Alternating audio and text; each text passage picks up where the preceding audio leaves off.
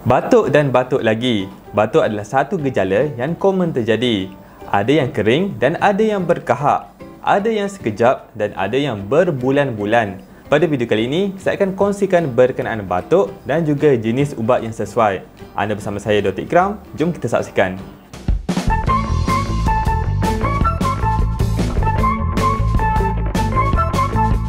Assalamualaikum warahmatullahi taala wabarakatuh. Terima kasih kerana singgah lagi dalam video kali ini. Mula-mula, saya akan kongsikan bagaimana batuk itu terjadi. Batuk adalah satu tindak balas semula jadi untuk singkirkan benda asing dan kuman. Jadi, ia akan melindungi salur pernafasan dari sebaran jangkitan kuman dan juga virus. Batuk ini boleh dikelaskan kepada dua jenis, iaitu batuk berkahak dan juga batuk kering.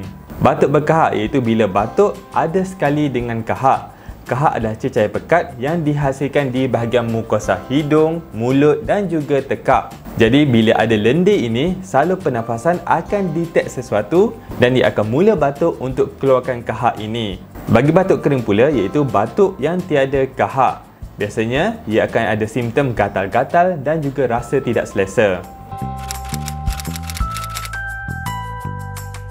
Bagi ubat batuk pula, kita ada 3 kategori utama.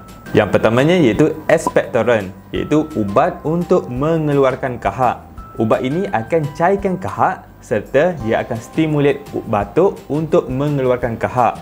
Jadi contoh ubat iaitu seperti guaifenesin dan juga ammonium chloride. Untuk jenama ubat berkenaan, saya tak akan sebut. Ini adalah bergantung kepada farmasi dan klinik yang menjual ubat berkenaan. Bagi ubat batuk dalam kategori expectorant, ia adalah sesuai untuk batuk yang berkahak. Yang kedua iaitu jenis suppressant, iaitu ubat pelega batuk. Ubat ini akan suppress dan kurangkan kekerapan batuk. Jenis ini sesuai untuk batuk yang kering.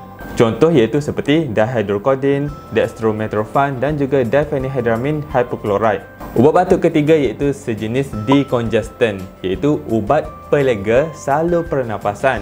Bagi jenis ubat batuk ini, ia akan clearkan salur pernafasan dan ia akan legakan hidung yang tersumbat. Contoh ubat dalam kategori ini iaitu seperti ephedrine, pseudoephedrine dan juga oxymetazoline. Jadi itu adalah antara 3 kategori utama ubat batuk. Saya ulang lagi sekali, yang pertamanya iaitu expectorant, yang kedua iaitu suppressant dan yang ketiga iaitu decongestant.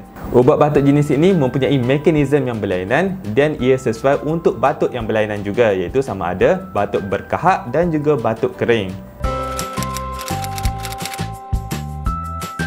Ada beberapa peringatan yang saya rasa saya perlu highlight berkenaan batuk ini.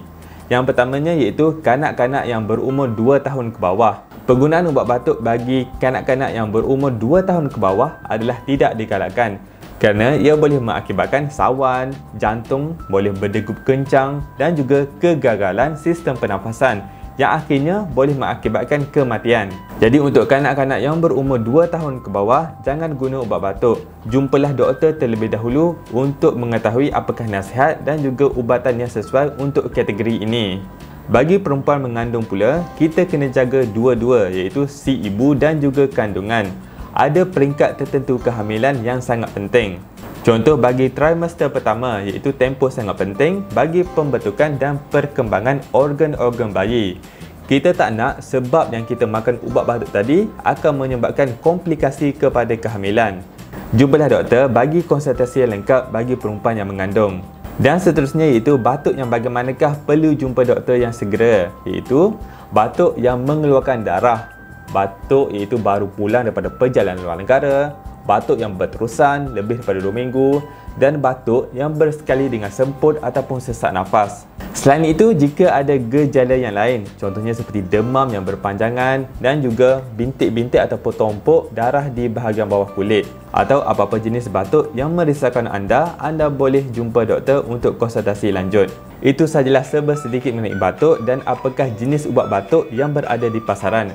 Sekiranya anda rasa video ini bermanfaat dan berguna untuk anda boleh tekan like dan subscribe kepada channel ini. Sehingga berjumpa lagi. Assalamualaikum.